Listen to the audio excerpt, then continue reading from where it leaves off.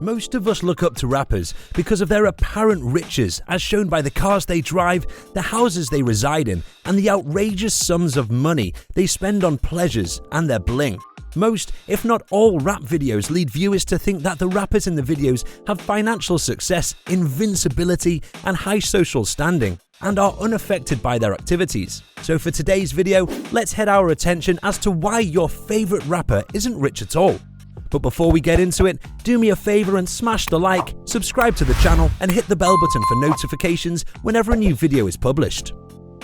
Although we acknowledge what we see in their music videos and hear in many of their songs may not necessarily reflect reality, we can't help but wonder about what it would be like to be them.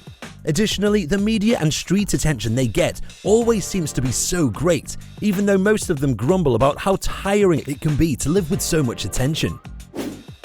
As an overview of this topic, a rapper is a kind of performer that tells a narrative using music and lyrics. A rapper often utilizes explicit lyrics to hammer home the message of his songs, which are usually about living in the slums and the difficult times of growing up in a poor section of town. Sampling is an act of capturing a rhythm from a previously recorded song, which is often taken from different artists and music genres. Often, the rapper would play a brief piece of music on repeat overlaid with words, thus creating a unique composition. Rappers often imitate gang members and adopt gang aliases to perform under instead of their own identities. Along with that, while many rappers depict a childhood of abuse and neglect, they are extremely smart and sophisticated businessmen and women who, once they reach the top of the music charts, are able to negotiate contracts with big record companies and in some cases establish their own labels. A rapper, like any other kind of musician, will do live performances, sell and promote forthcoming CDs, and market himself or herself through radio and television interviews and discussion applications. The rapper has been included in the list of award categories and winners for the majority of the major music award events. While many people connect rap music with violent lyrics and derogatory subject matter, the earliest rappers performed music that was broadcast on public radio without the need to censor any lyrics. In rap, guest verses have become a highly profitable industry. Some musicians freely exchange verses with collaborators, while others have utilized features as a way to get money. Rappers used to be secretive about their feature tracks, but in recent years, several musicians have been more open about how much money they make. It's fair to assume they're making a lot of money based on their lyrics and interview soundbites. It will almost certainly cost you more than 6 figures to get a verse from any big rapper right now, from Nicki Minaj to J. Cole to Lil Baby. The frequency with which a rapper performs guest verses is a measure of their importance, and as their fame increases, so does their rate. In 3 years, DaBaby, for example, jumped from costing $5,000 to $300,000. However, a greater price tag comes with bigger expectations. If a musician charges 6 figures for a guest verse, it had better result in significant increase in sales or critical praise. Artists have an incentive to exaggerate and inflate statistics in song lyrics and interviews, so you can judge how accurate they seem. Rates may also fluctuate rapidly. Just because Kendrick Lamar charged a certain amount a few years ago doesn't imply he hasn't increased them since then. Nicki Minaj, for example, has a lengthy history of providing quality guest verses, thus her feature rates are naturally high.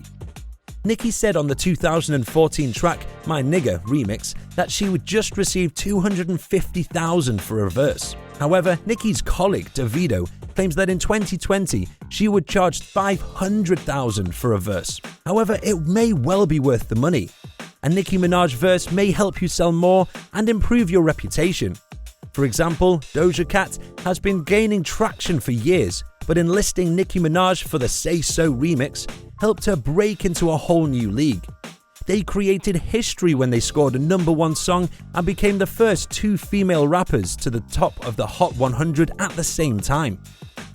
A Nicki Minaj inclusion has more than simply chart implications. She's also been known to bring a record's flaws to light.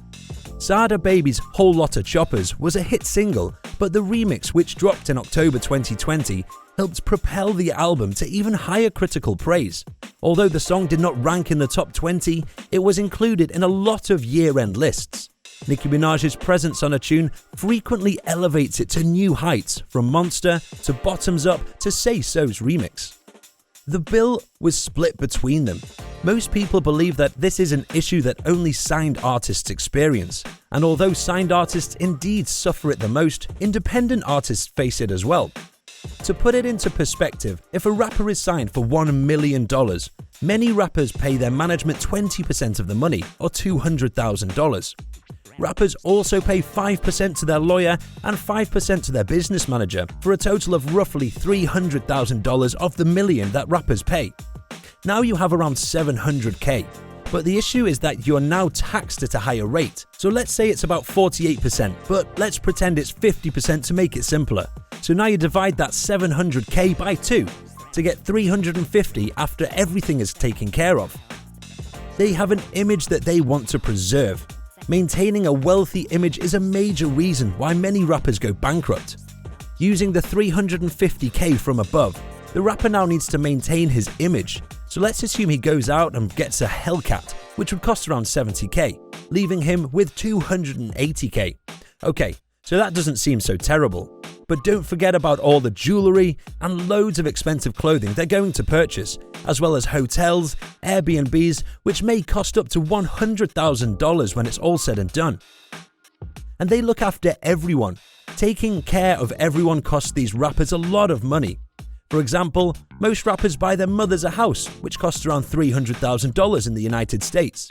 They can put a down payment of 10%, which is $30,000. However, after they take all of their friends shopping and buy a few family members' cars, there won't be much money left. The issue with taking care of everyone is that it's seldom a one-time event, so the individuals they look after become a monthly expenditure on top of their already high-cost lifestyle.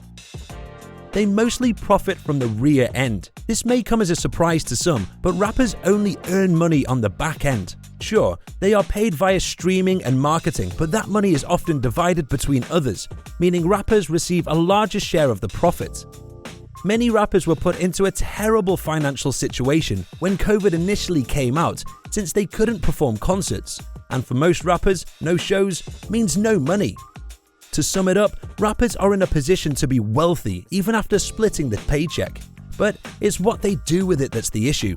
After taking care of everyone and maintaining their image, they generally don't have much money left. Rappers that don't have this issue have someone on their team who helps them manage and invest their money wisely. What are your thoughts on why your favorite rapper isn't wealthy? Do you believe rappers are underpaid, or do you think it's a really low-paying passion? Let me know your thoughts in the comment section down below. But before leaving, don't forget to like, subscribe, and hit the bell button for notifications on our future content. And with that being said, we'll see you in the next one.